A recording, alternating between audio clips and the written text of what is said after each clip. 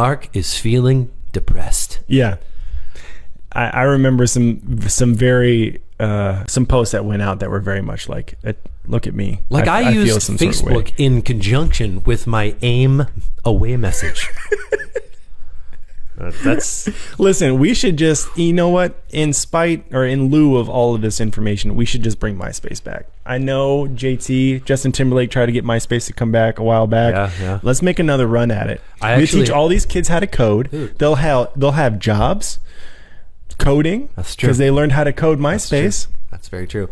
You know, my very first podcast was on MySpace, and it did decent.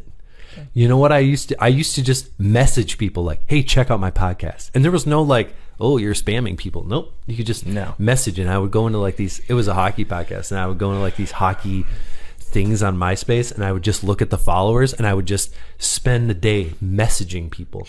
And I would get thousands of listeners to these episodes. That's crazy. People, you know, like people leaving comments. Yeah, it was cool. But that was like the only way to market. There was no ads. There was nothing. Yeah.